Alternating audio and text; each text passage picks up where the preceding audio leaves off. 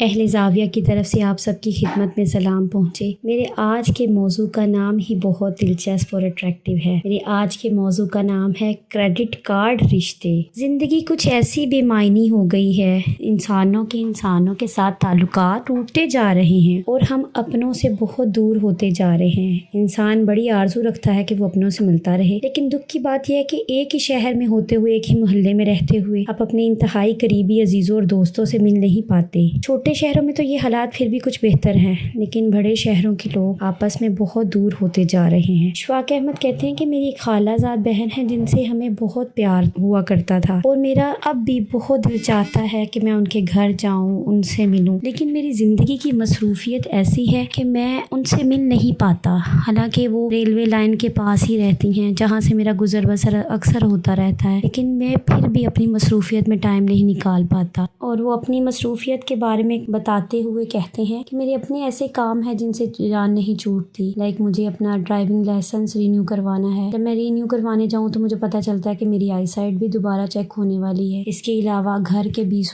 کام، بچوں کے کام، بہو کے کام، ان میں اتنا مصروف ہو گیا ہوں کہ میری وہ بہن جس سے ملنے کا میرا بہت دل چاہتا ہے، میں اس سے مل نہیں پاتا۔ اشفاق احمد اپنی زندگی سے بچوں کی ایک ڈسکشن کا واقعہ کوٹ کرتے ہوئے کہتے ہیں کہ بچے ہمارے آج کل عزیز و اقارب جو ہیں وہ فوتگیوں پر ہی ملتے ہیں، اس لیے ہمارے خاندان کے بچے آپس میں مل بیٹھے تھے، کسی فوتگی میں ملے بیٹھے تو سوچ رہے تھے کہ اب آگے کس کی باری ہے، اب پتہ نہیں کون فوت ہوگا۔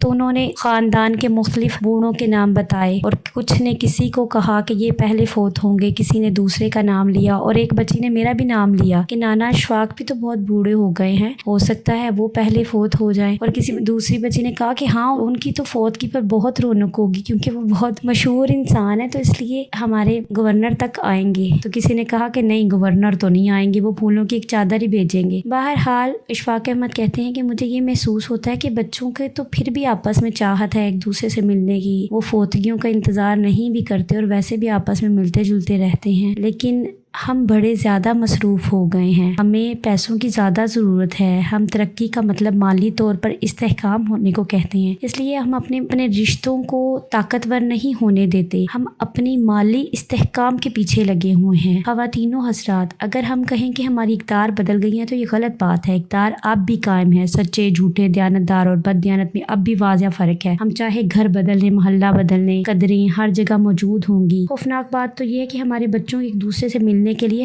ہمارے فوت ہونے کا انتظار ہے۔ یہ خرابی بچوں کی نہیں ہے، میں تو ایسی خواہش کو ان کی خوبی گردانتا ہوں کہ وہ ملنے کے تو خواہش مند ہیں۔ خدا کے لیے کوشش کریں کہ ہم اپنے رشتوں کو جوڑ سکیں، ایسی خلیج حائل نہ ہونے دیں کہ ملاقاتیں صرف کسی کے فوت ہونے کی مرہون منت ہی رہ جائیں۔ رشتے بڑی تیزی سے ٹوٹ رہے ہیں۔ اشفاق احمد کہتے ہیں کہ یہ کریڈٹ کارڈ رشتے نہیں جوڑ سکتے ہیں، اور کوئی 5 سالہ منصوبوں سے یہ کام نہیں ہوگا، یہ تو آج ہی کرنا ہوگا۔ اپنی کوتاہیوں کو جاننے کی ضرورت ہے، اپنے رشتوں کو اہمیت دینے کی ضرورت ہے، اپنے رشتوں کو پہچاننے کی ضرورت ہے۔ رشتوں کو کریڈٹ کارڈ جتنی تو کم از کم اہمیت دینی چاہیے۔ ہمیں اپنے یوٹیلیٹی بل کا فکر ہے، فون کٹ جانے کا فکر ہے، لیکن ہمیں اپنے پیارے بہن بھائیوں سے ملنے کی فرصت نہیں ہے۔ اشفاق احمد کہتے ہیں کہ میرے لیے آپ بھی دعا کریں کہ میں بھی کبھی ریلوے لائن کراس کر کے اپنی خالہ زاد بہن سے ملنے جاؤں۔ یہ میری دلی خواہش ہے کہ ہم آپس میں ملتے رہیں اور اس کا خصوصی اہتمام کرتے رہیں، تاکہ ہمارے بچوں کو فوتگی والے گھر کی بجائے عام حالات میں بھی ایک دوسرے کو ملنے کا موقع میسر آ سکے، اور انہیں جلد کسی کے مرنے کی خواہش نہ کرنی پڑے، اور ان کی بچہ میٹنگ ہوتی رہے، اور ہم ایک ہی جگہ پر رہتے ہوئے اپنے گھروں کو دیار غیر نہ بنا دیں۔ اللہ آپ کو آسانیاں عطا فرمائے اور آسانیاں تقسیم کرنے کا شرف عطا فرمائے۔